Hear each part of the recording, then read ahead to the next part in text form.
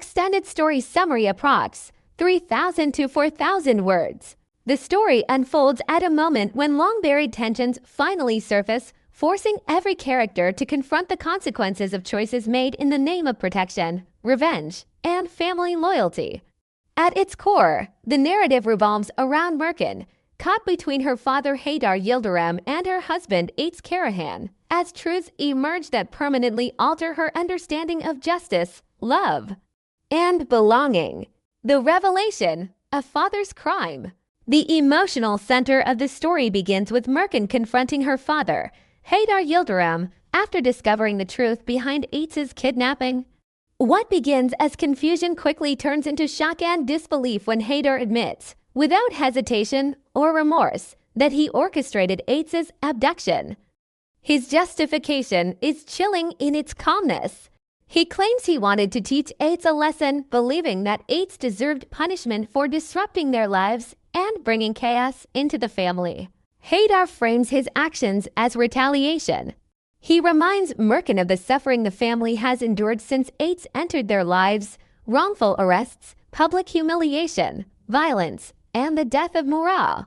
In Haydar's mind, his actions are not crimes but responses, necessary evils committed for the sake of family survival. He refuses to feel shame, insisting that compared to what Ates and his enemies have done, kidnapping and torture are insignificant. Merkin is horrified. She cannot reconcile the man standing before her with the father she once trusted. She challenges his logic, arguing that responding to cruelty with cruelty only erases the moral difference between victim and perpetrator. Haydar, however, rejects this reasoning. He sees morality as a luxury, one that cannot exist in a world ruled by power and retaliation. This confrontation destroys Merkin's remaining faith in her father. For the first time, she openly defies him, refusing to accept violence justified by family loyalty. The realization that the man she once saw as her protector is capable of such calculated cruelty leaves her emotionally shattered. Haydar and Nazir, a dangerous alliance. As Merkin grapples with this betrayal, another conflict unfolds behind closed doors. Haydar's involvement in the kidnapping places him in a precarious position with Nazir, a man who thrives on leverage and silence. When Haydar attempts to pressure Nazir into protecting him, Nazir turns the situation into a negotiation. Nazir makes it clear that silence has a price. Haydar, realizing he has little choice, agrees to revise their arrangement. Profits will now be split equally 50-50. Though Haydar resents the demand, he accepts it, knowing that Nazir's silence is essential. Nazir, in turn, warns Haydar that Merkin's loyalty may no longer be guaranteed. The fact that Haydar's own daughter has chosen to stand beside Ates instead of him is not just an emotional loss, it is a strategic vulnerability. Their agreement is less a partnership than mutual exploitation. Both men understand that this alliance is temporary, built on fear, greed, and the expectation of betrayal. Merkin's collapse and the weight of memory.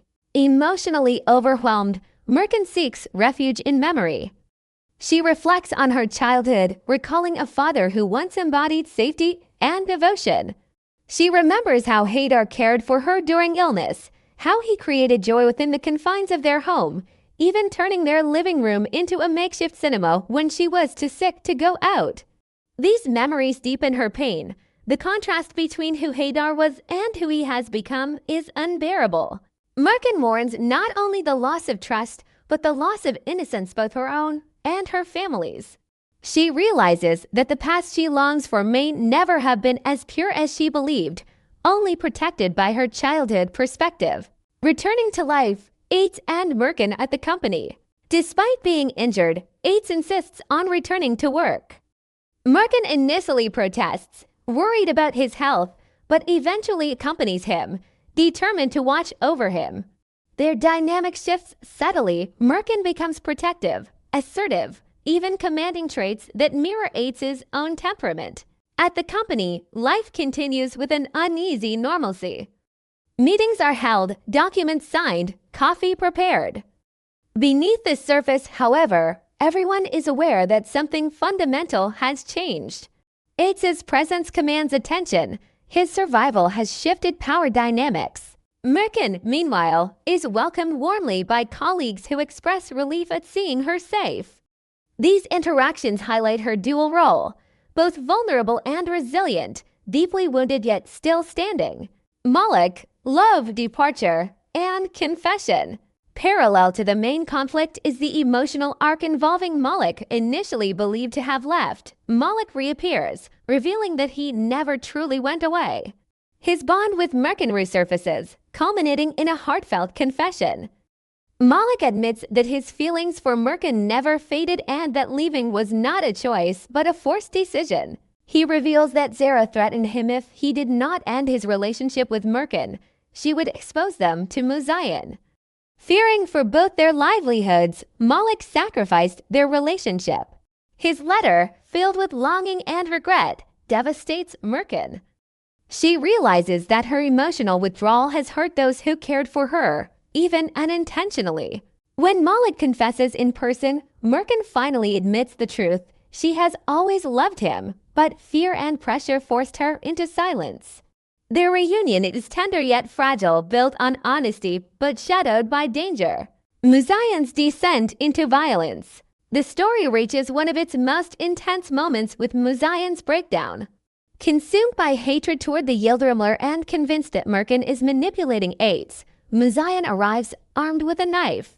She believes that just as Haydar tested her through Aitz, she must now test Haydar through his daughter.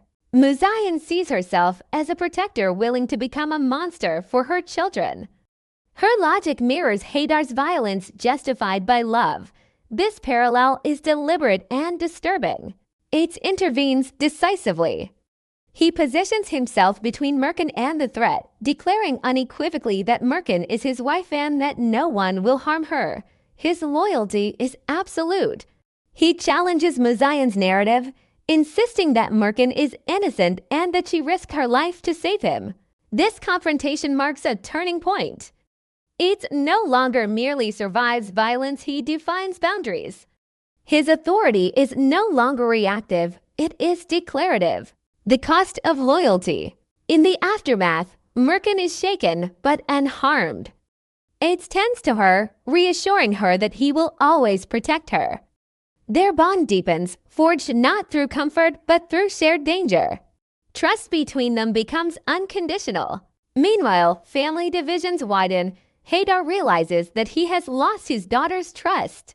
Muzayan is forced to confront the consequences of her extremism.